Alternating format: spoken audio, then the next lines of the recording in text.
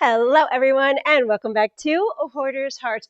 For today, we're going to talk about how to declutter when everything sparks joy. Now, this video is in collaboration with Get Organized HQ 2025.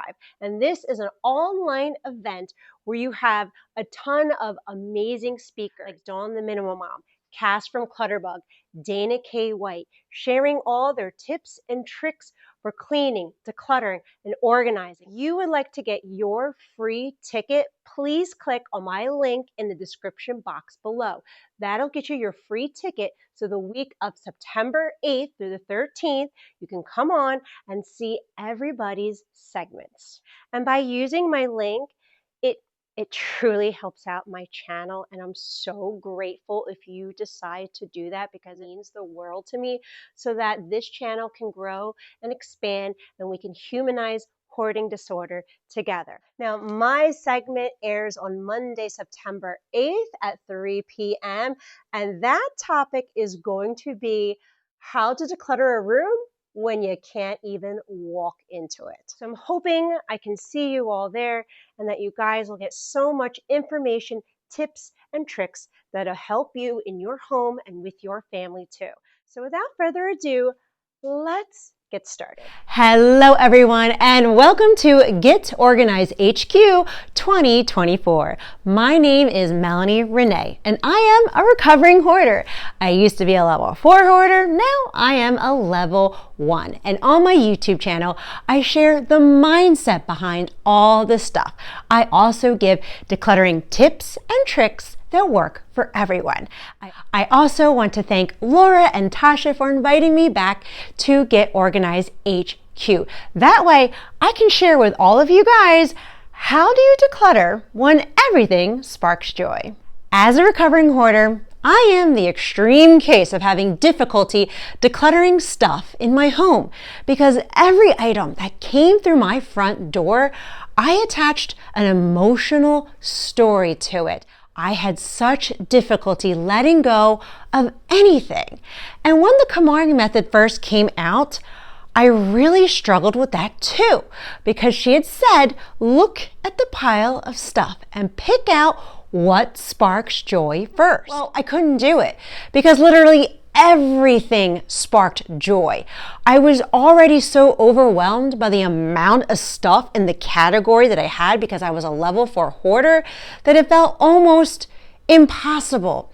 How can I possibly make a decision when everything was internally sparking joy for me? And I just kind of gave up. But I knew deep down inside of me, I wanted to change. I didn't want to live like this. I didn't want to have so much clutter in my home.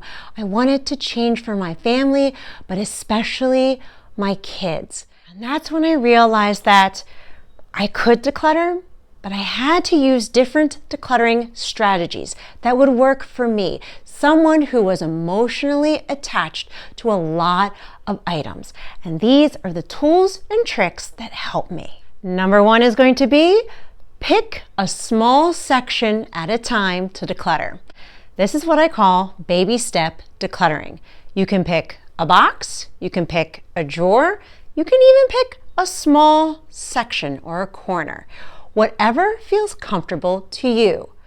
This is a lot less overwhelming because you have a lesser amount of stuff to make decisions on. It's also breaking it down into small, achievable tasks. That way you are more successful to declutter this box or this drawer or this container in one session. A lot of times we feel like we have to declutter the entire room or the entire house in one day. And we don't have to put that type of pressure on ourselves. We can give ourselves grace. It is okay if we just declutter the one box in front of us. It's better that we're breaking it down into small, achievable tasks so that we set ourselves up for future successful decluttering sessions. Now, once you designated what drawer or box or corner that you're going to clean out, I want you to scan everything in that section. And I want you to first pick out what does not spark joy. What is the easiest thing that I can let go of? And I want you to pick up that item and put it to the side. Then I want you to continue on. What is the second easiest thing that I can declutter and let go of?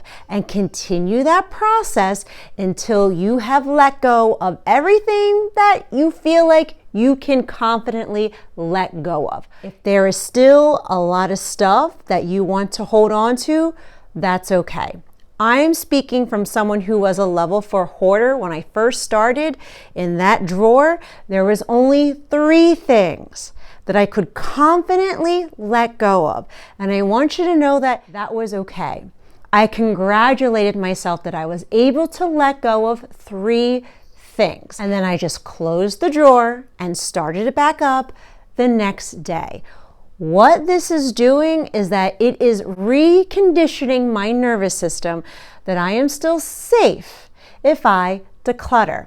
That decluttering is an enjoyable process because I am not forcing myself to let go of anything that I am not emotionally ready to let go of. Because if I force myself to throw things out, what's going to happen is I'm going to regress. My nervous system is going to be like, I don't like this.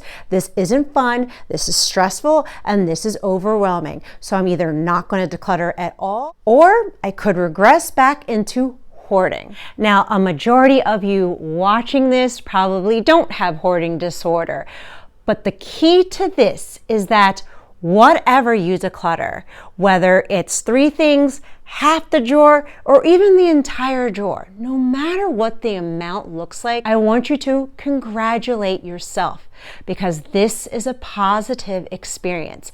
And what have I found is that over time, as I positively let go of stuff that I felt confident in, I started to declutter more and more and more over time with each decluttering session because it became an enjoyable experience. Now that we had started with our baby step decluttering, we only let go of what doesn't spark joy, and we congratulated ourselves for what we did let go of. These are the beginning steps of what I call emotional decluttering. I had tried logical decluttering my entire life. I think I got every worksheet and every workbook, and I really tried to follow the strategies and the steps to letting go. The problem was it never worked for me because I was emotionally attached to everything. I couldn't look at the items logically. I know that I didn't need 100 pair of shoes over the past 2 decades that I had saved them. I knew this. I knew I wasn't going to wear it every day. That's not why I held on to them.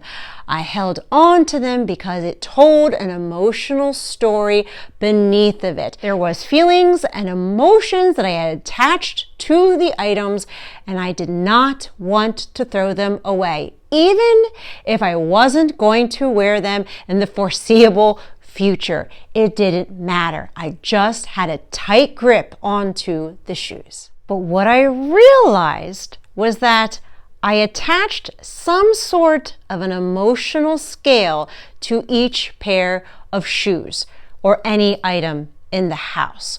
And when I recognized that I gave it an emotional value, I started to make the decision on what that value was. And I created an emotional scale from 1 to 10. 1 being there's no joy. There's no joy. I can actually logically let this go. And 10 being there is a lot of joy being sparked here. We are not even going to try to make a decision to let it go. We automatically keep it. And as I picked up each individual pair of shoes, I wanted to see where was it registering in this emotional scale. I knew if it was a 1 to 3, I could easily let it go and congratulate myself for doing so. If it was an 8 to 10 registering, I didn't second guess it. I allowed myself to keep it immediately. But when it fell in between the 4 and the 7 range, I knew that I had to dig a little deeper. Why was this emotion being triggered that I felt the need to hold on to these pair of shoes? And I allowed myself to process those emotions and try to figure out, why was I holding on to it?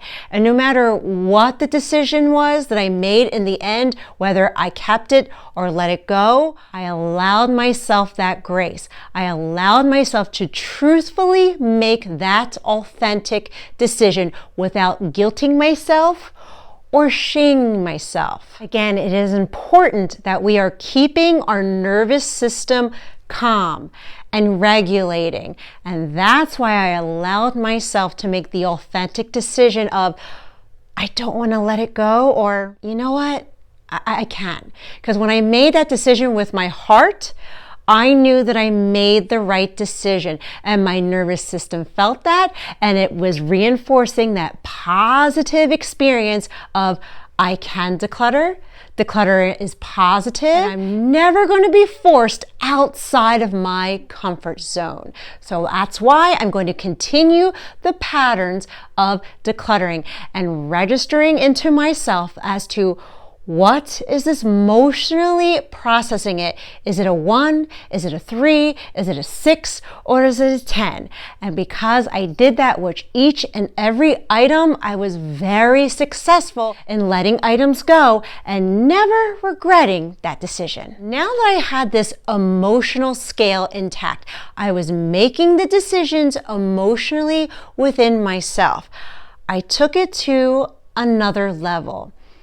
And this honestly was the catalyst that had helped me truly recover in my hoarding disorder. I was aware that everything sparked joy for me. I was aware that I had created an emotional story to every item that came into my home. It was self-soothing to my nervous system. And what I had done was that I had created this behavior of saving and hoarding everything. And because I had done this behavior of saving and hoarding for the majority of my life, it made my nervous system register that when I panic or when something bad happens, I know what to do. I'm going to save, I'm going to hoard, and that's what's going to rescue us. This behavior basically became my personality trait. But what I recognized was that beneath every behavior, there is a feeling. And beneath every feeling, there is a need. We need to meet the need.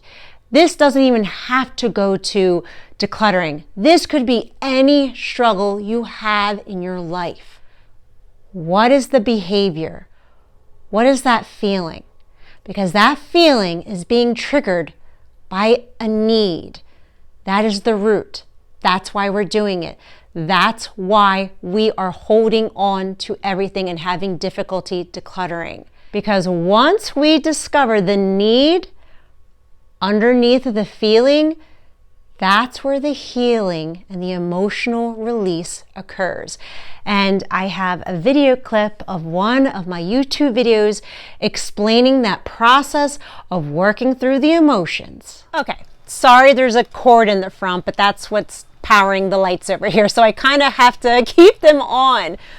So trash. I noticed that this bag and also this bag is trash. And this is something that's pretty common, right? A lot of hoarders will hold on to trash for a multitude of reasons, but a lot of times it's because we can see the potential in it. We want to save it, right? I can use this to wrap up something really fragile and keep it out of a landfill. I mean, it can go on and on. But as I said before, beneath every behavior, there is a feeling. And beneath every feeling, there is a need. So let's meet the need. What is that? Why did I used to feel that I had to hold on to trash? Because I could make it into treasure again. I didn't want to throw it out. I felt bad. But if we dig even deeper, where that really stems from is from my childhood trauma of being bullied in middle school, really bad. And the kids treated me like trash. They treated me like trash. But I knew the treasure of who I was inside because I knew I was such a good person. I was nice to everyone. I was giving. I was loving. And I couldn't understand why I was being treated like trash. So for me to hold on to trash was kind of a representation of that in the, you're not trash. I'll turn you into treasure. I can turn you back into being something loved. It was self-soothing, that inner child. And I never really knew that because I didn't have words to put to that. But now we know that. We know that that's the need. The need was self-soothing, the inner child trauma. And now I can finally separate myself from the trash because I'm not trash. And trash is inanimate. It doesn't have any feelings. It doesn't feel that it's being thrown away.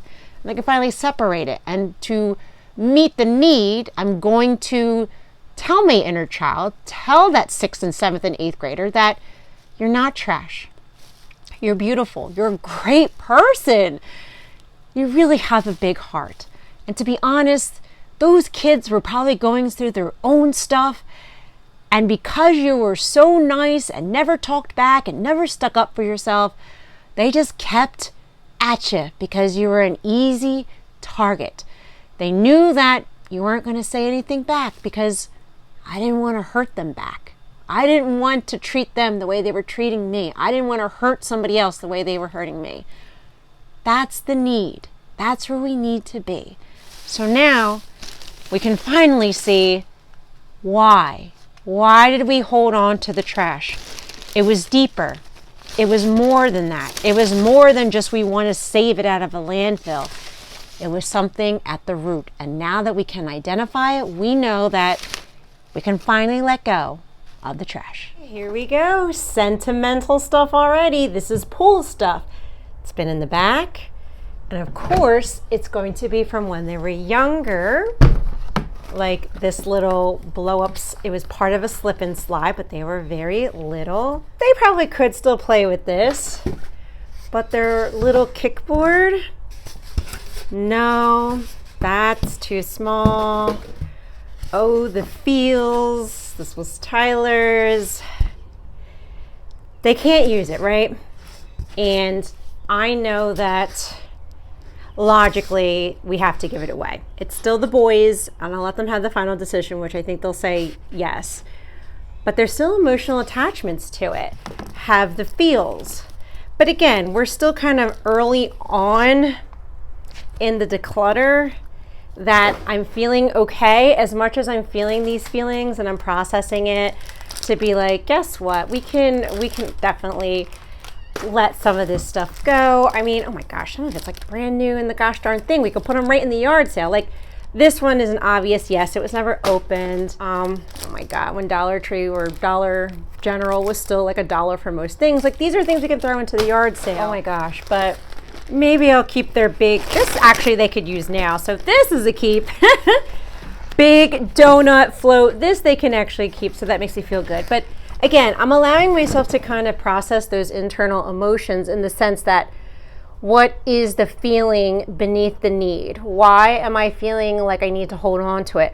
Oh yeah, I'm still kind of mourning all those miscarriages I had. I feel like I should have had a child now who could be enjoying these things. And I feel like she is still kind of almost with me, if that makes sense. If you know, I feel like she's still with me, and I feel like I'm giving away things that were supposed to belong to this child who is not here. So that's the need underneath. So as I work through that, as I talk through it, as we kind of like process these emotions to release it, I feel a lot better letting some of these things go, but also allowing myself to keep 1 or 2 of some of those items just so I can continue decluttering. The reason why this process is so important and helpful is because it starts to untether those emotional feelings that are sparking the joy to the item. You can finally start to separate the two. You can detach that emotion to the item. And once I got to that space, realizing why I was holding on to it, I knew that I could let it go. I knew that I could transfer the joy to somebody else. That really helped me in starting to let go. Because once I finally detached my emotions from that item, I felt free. I felt free to donate it, to trash it, to give it away, to release it from my home. And I gave thanks to it. I gave thanks to the item for being in my life. I was grateful for when it was here and the usefulness and the resourcefulness and the happiness that it brought me. But now that time is done. That season is done. I can let it go. But I especially love transferring the joy to somebody else, because that really gives me that satisfaction of I'm doing good. Someone else is going to be blessed by this item. Another family is going to enjoy it. And that gave me another sense of closure. Now, since we're also still emotionally decluttering, another huge thing that I had was positive reinforcement after I had a tossy pile and decluttered items out of my home.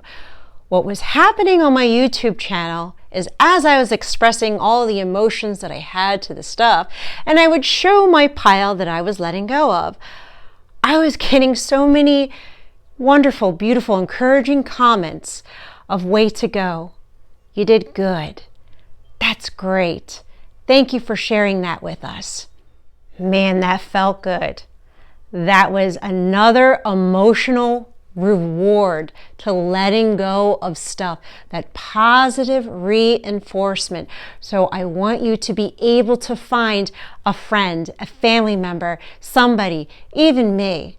If you let go of something, I want to tell you how proud I am for it. I want to tell you that I am so proud, and I know that you can do it and that you did a wonderful job. It is that positive reinforcement that will encourage us to continue decluttering and letting go of items in our home. And these are all the tips and tricks that helped me to finally declutter when everything sparked joy. I know that you guys can do it too. I'm encouraging you. You can absolutely clean out your homes. You can absolutely clear out the clutter with confidence. And my hope and my prayer is that this video motivated and encouraged you to clean, declutter, and let something go in your home today too.